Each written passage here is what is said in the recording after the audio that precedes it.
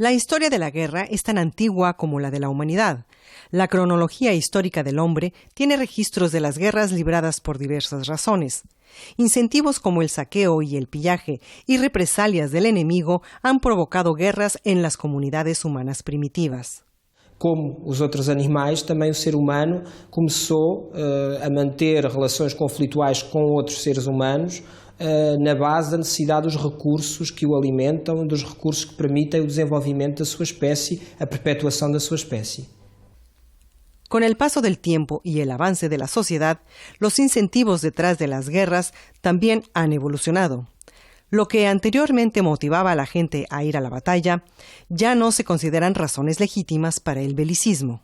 Tal como o ser humano evolui, as sociedades evoluem e também a tecnologia à disposição do ser humano para fazer a guerra evolui. E as razões pelas quais se desenvolvem as guerras vão evoluindo a par da tecnologia para fazer essas mesmas guerras. A tecnologia evoluiu, os sistemas políticos que foram existindo evoluíram, por exemplo, passámos das cidades-estados gregas para o Império Romano, para várias formas de organização territorial, de organização política e, como tal, as razões das guerras, as razões da conflitualidade também vai evoluindo. Por outra parte, a forma como esta conflitualidade se materializa também evolui em função das técnicas de violência, das técnicas de guerra que estão à disposição do ser humano.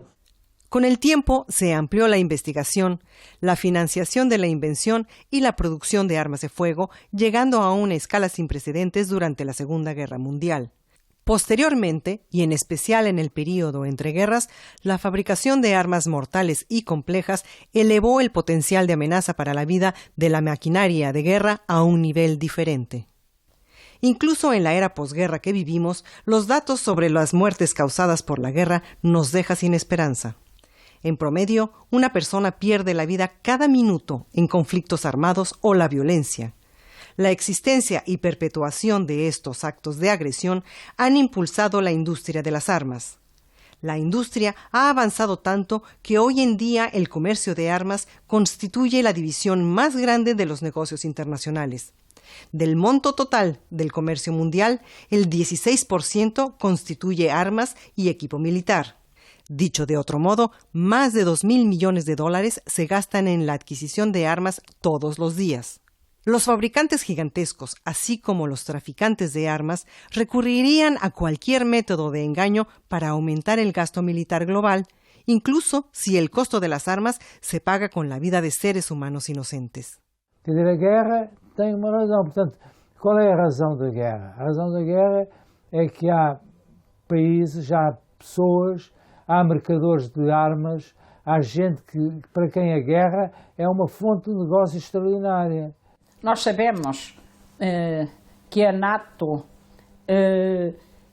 controla cerca de 70% do orçamento militar internacional e que só os Estados Unidos vendem cerca de 30% das armas no plano mundial. Mas sabemos que também aqui na Europa há comércio de armas muito importante, como a França, como o Reino Unido, a própria Alemanha, a Suécia e outros países têm negócios florescentes de produção e comércio de armas. Muchos países compran armas y equipos militares para mejorar su capacidad de autodefensa.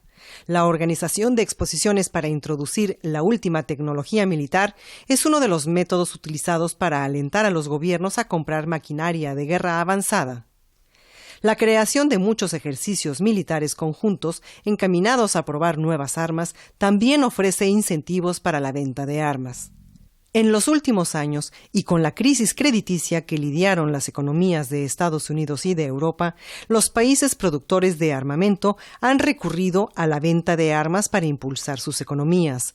Pero mientras que no haya guerra, las armas compradas no tendrían ningún uso y tendrían que ser almacenadas en depósitos del ejército. En tales circunstancias, la creación de conflictos y el fomento de la división étnica y religiosa sirve como la mejor política para hacer la guerra y por lo tanto tienen más armas que se venden a países o regiones devastados por la guerra. O agravamento da crise do capitalismo no plano mundial leva a que as grandes potências procurem novas zonas de conflito, seja porque querem controlar matérias-primas e também rotas e também zonas claramente geoestratégicas para a sua para aquilo que pretendem controlar no plano do comércio internacional e também de garantir governos dóceis a essa sua estratégia, seja igualmente para dar vazão às suas produções das multinacionais da indústria armamentista, mas igualmente das multinacionais empenhadas depois na dita reconstrução das zonas destruídas pela guerra. Nós vimos isso no Iraque, como vemos no Afeganistão, como estamos a ver na Líbia. La venta de armas se ha convertido en una de las industrias más rentables en todo el mundo. Pero la balanza se inclina hacia algunos países como constantes productores y exportadores de armas y a otros como eternos consumidores e importadores. Según el Instituto Internacional de Investigación sobre la Paz de Estocolmo, SIPRI, la venta de armas mundial entre los años 2009 y 2013 han tenido un incremento del 14% en comparación con los 15 años anteriores. We all know that the great armaments producers of the world are the United States, Russia, China, in European terms, France, Germany, UK, and to a certain extent Italy and Spain. Of course, there are other important producers. Brazil is one good example. Según los datos recogidos por el SIPRI, Estados Unidos es el mayor proveedor de armas del mundo. Estados Unidos vende armas a 170 países en todo el mundo y retiene el 30% de la venta mundial de armas. Después de Estados Unidos, Rusia con el 27%, Alemania con 7%, China con 6% y Francia con un 5%, en conjunto poseen 3/4 partes de la venta internacional de armas en los últimos 5 años. No es necesario decir que los datos publicados por el SIPRI solo constituyen números del mercado oficial de armas. Si los números provenientes del tráfico de armas hubieran sido incluidos, los datos ilustrarían mejor la participación de los países desarrollados en la venta mundial de armas.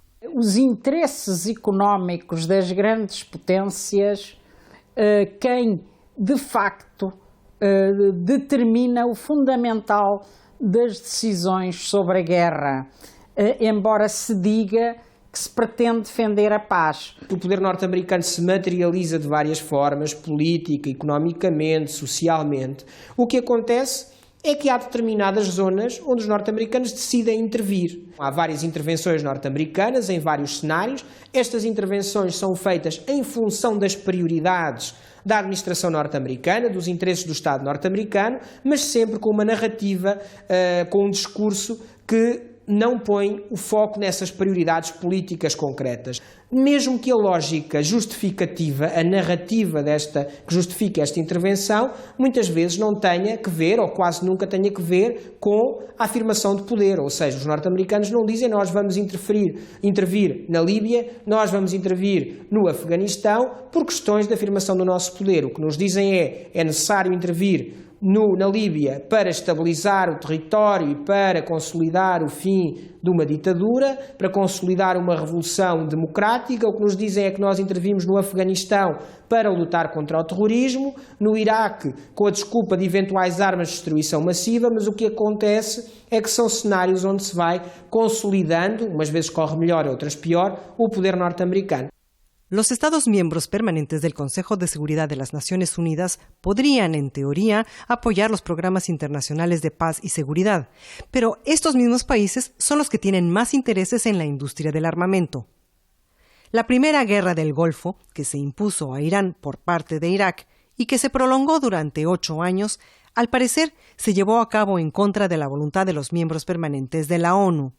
Sin embargo, ahora que muchos secretos sobre la guerra han sido revelados, se sabe que 36 países, tanto del este como del bloque occidental, equiparon al gobierno de Irak con armas en la lucha en contra de Irán.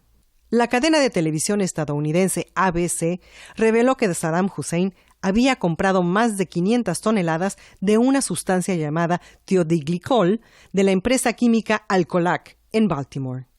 Mezclado con ácido clorhídrico, el producto químico formaría el gas mostaza. Alan Friedman, el investigador norteamericano, escribe: tal como William J. Casey, el director de la CIA, sugirió, el gobierno de Estados Unidos dio prioridad a la entrega de armas de racimo a Irak, ya que Estados Unidos considera el mejor tipo de armas para aplastar las olas humanas de defensores de los iraníes. En enero de 1981, Francia comenzó a entregar a Irak 60 aviones de combate Mirage F-1. En medio de la guerra con Irán, la empresa alemana Karl Kolb abrió 6 líneas separadas de producción de armas químicas en el complejo Samarra, en Irak. Esta fue sin duda la empresa más grande de producción de armas químicas en el mundo. La revista Spiegel escribió más tarde que ningún país había ayudado tanto a Irak como a Alemania en la investigación y fabricación de un arma letal. A NATO tinha sido constituída como produto da Guerra Fria para fazer face ao poder soviético e, ao contrário do que acontece com o Pacto de Varsóvia, que se dilui ainda antes da própria União Soviética, a NATO perpetua-se e transforma-se e acaba por ser uma ferramenta de afirmação, um instrumento de afirmação do poder ocidental e do poder norte-americano à escala mundial, alarga as suas competências, alarga a sua esfera de ação depois da Guerra Fria. A NATO esteve na Guerra de Angola. As armas que usava o exército português e a Força Aérea, em grande parte, as armas mais sofisticadas vinham da NATO. Nessa altura, embora Portugal fosse um país com um governo fascista, a NATO, que se dizia defensora das liberdades, na verdade estava a ajudar o esmagamento da revolta dos povos coloniais, dando uma grande contribuição ao exército português. Estava a ajudar Portugal, embora de uma maneira encapotada, quer dizer, secreta. Por exemplo, o napalm era fornecido pela NATO, os certos aviões, helicópteros e outras armas mais complicadas eram fornecidas pela NATO, inclusive também foram usadas metralhadoras Uzi, que tinham origem israelita. Portanto, a NATO e Israel estavam muito ligados e continuam, não é? A NATO não existe para resolver problemas.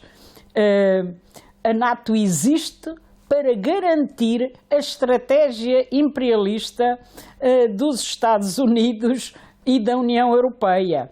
E, portanto, se para a sua estratégia de domínio imperial, de domínio dos povos, de domínio dos Estados, para garantir que as suas multinacionais, os seus grupos económicos e financeiros podem continuar a crescer e a dominar, se para isso é necessário fazer uma guerra, então eles para lá mandam os seus mercenários, os homens da CIA e outros que preparam o terreno, e depois a NATO com os seus aviões ou os seus barcos, os seus navios de guerra, faz o resto.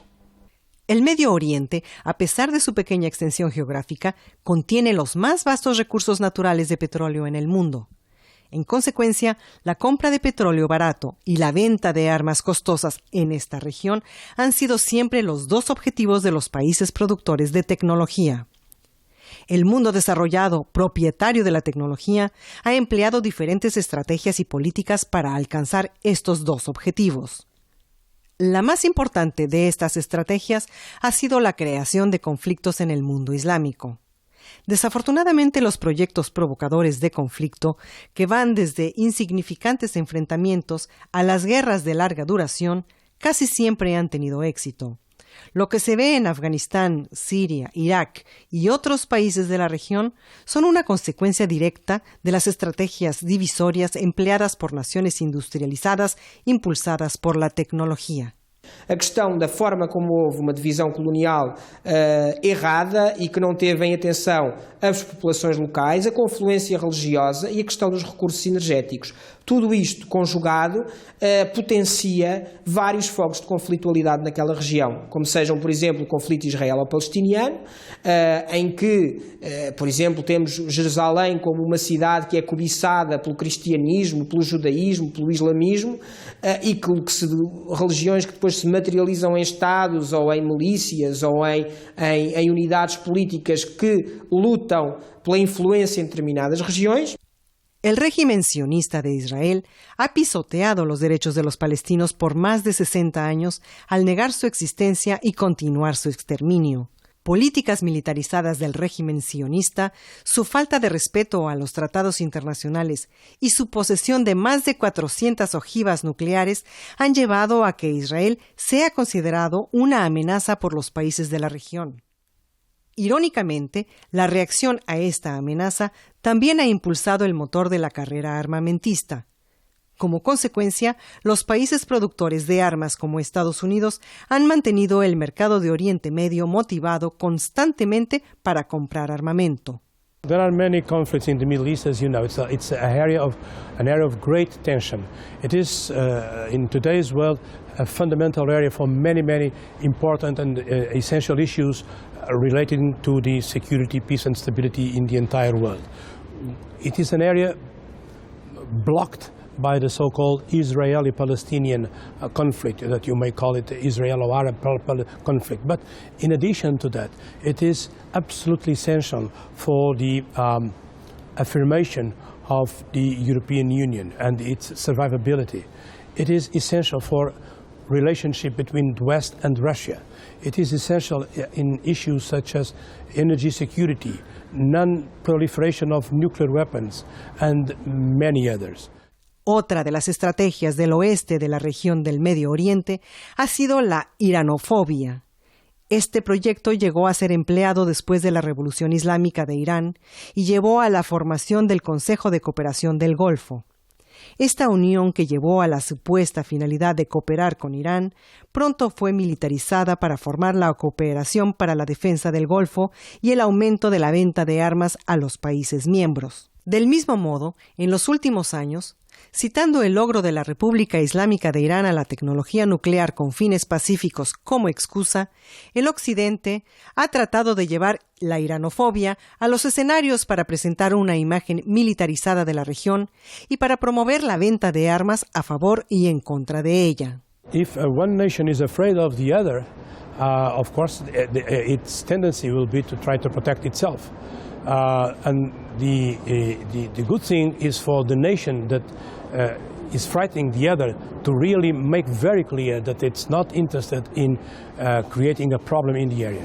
یکی از شگردهایی که غرب داره دنبال میکنه در برابر جمهوری اسلامی ایران مسئله ایران هراسی هست و چنین وانمود میکنن که ایران ارتباط با تروریست ها داره، با گروه های افراطی داره و تلاش میکنه احیانا در کشورهای دیگه دخالت بکنه و این رو به خصوص در کشورهای همسایه جمهوری اسلامی ایران تلاش میکنن که جا بندازن که ایران به دنبال دخالت در این کشورهاست و همواره ایران رو به عنوان یک تهدید مطرح میکنن، در حالی که در طول بیش از 3 دهه گذشته جمهوری اسلامی ایران نشون داده که در هیچ یک از کشورها دخالتی نمیکنه و ما بر اساس قانون اساسیمون اصولا حق نداریم در هیچ کشوری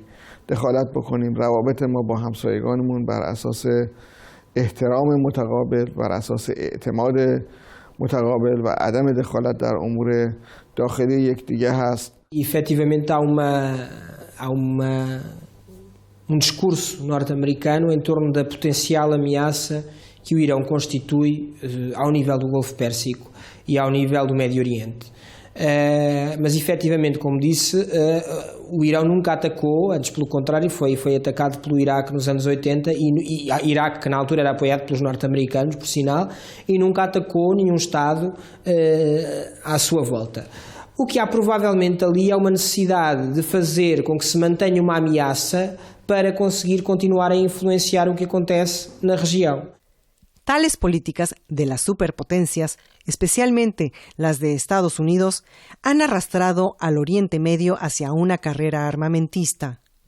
Cuando el dinero fácil ganado por la venta de los recursos naturales se suma a la falta de visión de algunos líderes, a los juegos políticos de Occidente les resulta fácil crear un mercado rentable en los países ricos en petróleo del Medio Oriente. En el Medio Oriente, Arabia Saudita ha tenido el gráfico de líneas más pronunciadas en términos de gasto de armas, que muestra un aumento del 14%. El país gasta el 9,3% de su PIB en sus fuerzas armadas, una cifra que asciende a 67.000 millones de dólares y que se encuentra en la parte superior de la lista de países en el mundo para el gasto militar como porcentaje del PIB. Los Emiratos Árabes Unidos se encuentran en el lugar 15 de la lista de países con mayor gasto militar para el PIB. Gastan 4,7% de su PIB, lo que equivale a 19.000 millones de dólares. El presupuesto militar de Irak y Bahrein también se ha incrementado en el año 2013 como consecuencia de los conflictos civiles y los disturbios. First of all, there is a lot of tension in the area. Secondly, most, if not all, the countries in the area are rich countries, so they can really spend without major problems. Thirdly, because most countries in the area are not as democratically organized as our countries in the West are. I mean, the executive power is not as controlled by other powers, be it legislative, be it the public opinion, as in our societies. Fourthly, because also in these countries, I cannot recognize a big pressure for social spending. So all these makes it easier to buy, to spend money in defense. El CIPRI observaba que entre 2002 y 2011 las ventas de armas entre las 100 mejores empresas crecieron un 51%. Productores de armas están especialmente interesados en América Latina, Oriente Medio y partes de Asia. La venta de armas en Italia ascendió a 500 millones de euros en el año 2004. Esta cantidad se elevó a 2,8 mil millones de euros en 2010. Esto significa que en la venta de armas se registró un aumento de 460% en 8 años. Los principales clientes de armas italianas han sido los países del norte de África y Oriente Medio. Rosoboronexport, la gigantesca productora de armas rusas, vendió 13,2 mil millones de dólares en armas, un número que ha aumentado 4 veces más que la cuota de ventas en 2001. Las 5 primeras empresas que se benefician más de la guerra son Raytheon, ventas de armas, 22,5 mil millones de dólares. General Dynamics, 23,8 mil millones de dólares. BAE Systems, 29,2 mil millones de dólares. Boeing, 31,8 mil millones de dólares. Y Lockheed Martin, con 36,3 mil millones de dólares en ventas de armas, es la empresa que más ganancias obtiene con la guerra. Num momento de crise como a que se está a viver em Portugal e noutros países da Europa, o dinheiro falta para pensões e reformas, para o combate à pobreza e ao desemprego, mas não falta para manter orçamentos militares fortes, para continuar a comprar armamento, para continuar a mandar homens e armas para conflitos que são de outros. Às vezes nós chegamos a pensar, bom, os Estados Unidos saíram agora, vão sair do Iraque ou do Afeganistão, mas qual é a próxima guerra? Onde é que eles vão continuar a ganhar dinheiro com as guerras? Portanto, A guerra, enquanto houver a fome do lucro, o lucro que é uma dos negócios que mais dinheiro dá, é o negócio das armas, não é? Enquanto houver esse espírito de querer ganhar dinheiro de qualquer modo, sem escrúpulos, haverá guerra.